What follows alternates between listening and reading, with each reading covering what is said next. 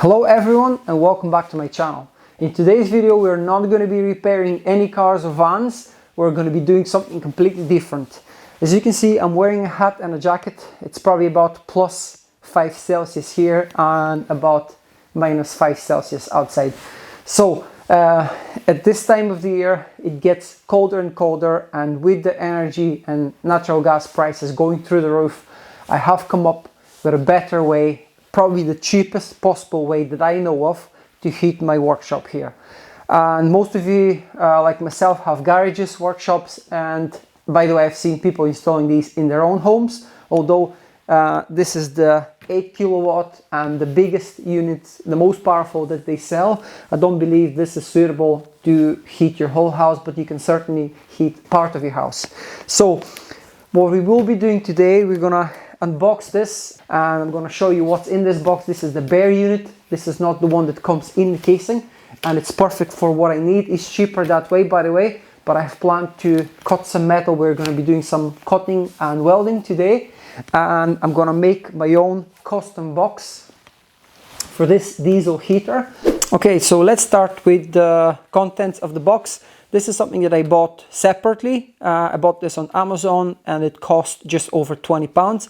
This is a 12 volt power supply and it's 300 watts, 25 amps at 12 volts. If you're obviously using this at 24 volts, you're only going to have 12.5 amps. This is the control panel with a little remote control. This is the fuel pump, which we're going to be installing at 30 degrees. We're going to do it properly. This is the main heater unit, the heat exchanger. It has this silicone cover here, which is pretty important to have. This metal plate goes on top, and this is your air intake. This is your exhaust pipe. This is the muffler, which obviously gets installed here at the end. This is the ducting for the hot air that comes out of the unit. This is the fuel system here, so fuel filter, a little rubber hose, and the actual fuel line. Some clips, Jubilee clips, some 3 small ones, 2 big ones, some other clips, the wiring, and a bag of different hardware here, some screws, some fuel clamps, bolts, stuff like that. I'm probably not going to use all of these because I'm doing my own custom box, but anyway, it's good to have them. Another rubber clamp here, cable ties. This is the 10-liter fuel tank, and this is the hardware for the fuel tank.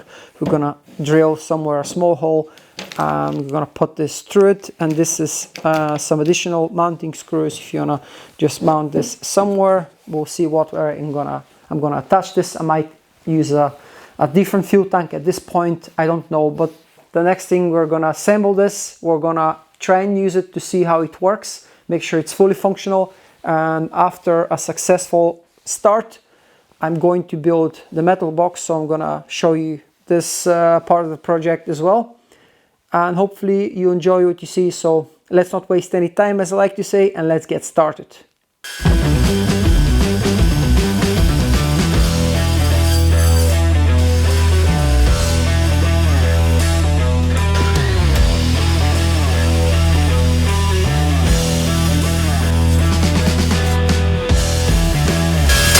Oh boy.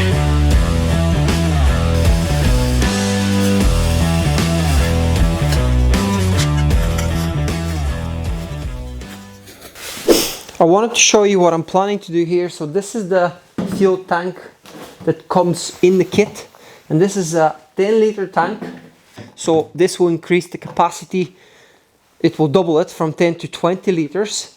So I'm gonna have my drum either this way or the other way, depending on how I decide to go with the setup here. So I'm just gonna tack it into place now, and then I'm gonna weld it, and we have one part of the frame completed.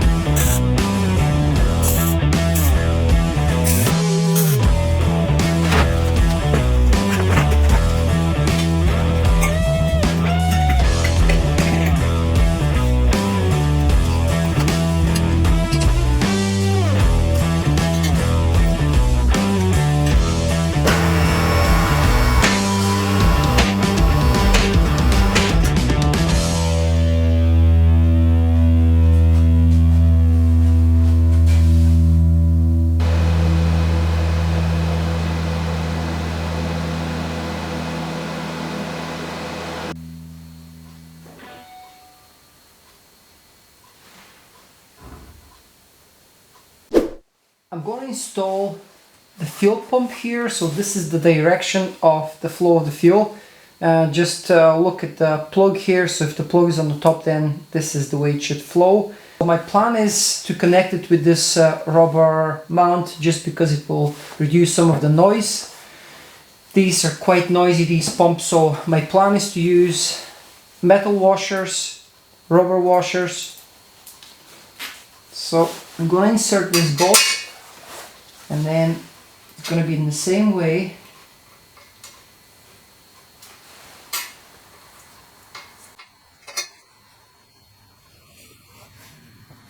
I'm going to install the pump, another washer, and then a wing nut.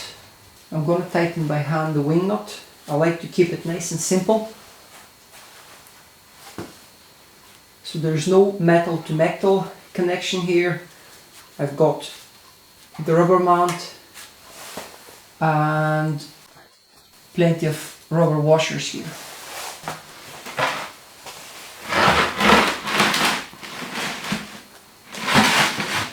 I've got these pipe cutters or rubber hose, plastic hose cutters, so I'm gonna measure exactly how much I need here, just to make it nice and tidy.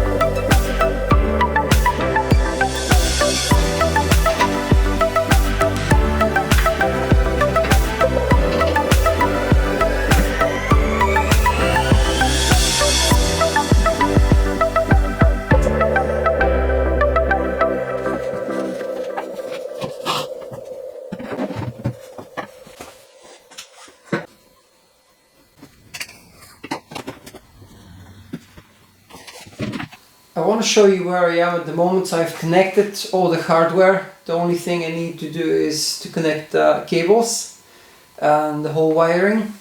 So let me just show you. We've got the heater, we've got the tank. I'm gonna show you a better view from underneath, but at the moment hopefully you can see okay through the mesh. So everything is set up. The fuel line is super short. So this should work a treat when you're priming the unit. Should take only a few seconds, and I think it looks pretty neat. I have a cover for the top that I've fabricated. I'm gonna make a hinge for it as well, so I can access the fuel tank and fill it up. But yeah, I think it looks pretty neat. I'm very pleased at this point, and I think it will be a success.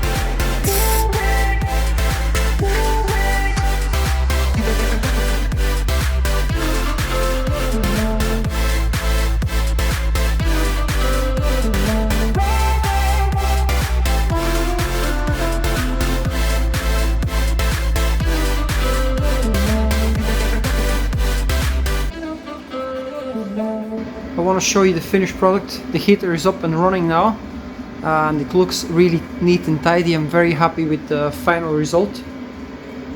So what I wanted to show you is my final setup here. Now this is the screen that I attached with a few cable ties on the back of it. As you can see, this is the voltage and the program we are running on, and this is the internal temperature. This is running on setting 5, so it's 5 out of 10. So it's 50% load at the moment, and it's putting out really nice heat, about 75 degrees Celsius here when you put your hand. So it's very good. I've got a carbon monoxide detector on the top, and I'm planning to get a better quality one. Nothing wrong with this one, it's working. You can test it here if you want to check, just to make sure it's working, but I want a slightly better one with the screen that shows you the particles. And I want to show you the exhaust, so hope you can see through the mesh here. So my exhaust is wrapped in heat resistant glass fiber wrap. This is normally used for motorcycle exhaust and stuff like that, where you don't want to burn your legs. And the exhaust is about 1.7 meters altogether, including the tip on the outside. It's pretty hot, so I've tied it up there to the leg with stainless steel cable ties. I don't know if you've ever seen any of these before, but they're a pretty good job for this application, because you obviously don't want any plastic on this because it's just going to melt. It's over 100 degrees Celsius. And yeah, I've got my tank, 20 liters of red diesel here in the UK. I bought this recently at £1 and 2p per liter. So just over 20 pounds fills up this heater, and it should last me a very long time. I don't run it for more than 5 hours a day, so if I'm using about 1 liter per 5 hours roughly, then it means that it's gonna last me for 20 days, but I'm not in the workshop every single day. And yeah, just one thing I wanted to mention is there's a really really strong smell from the plastic or the factory oil that is on the internal parts inside the plastic casing. So after a few hours it burns off and then you won't smell it. Other than that, I'm pretty pleased with the final product. I want to show you the top lid as well. It's reinforced with 3 stainless steel bars, and this lifts up so I can access my fuel tank. And I've tied the fuel tank with a rubber strap. So this is the finished product.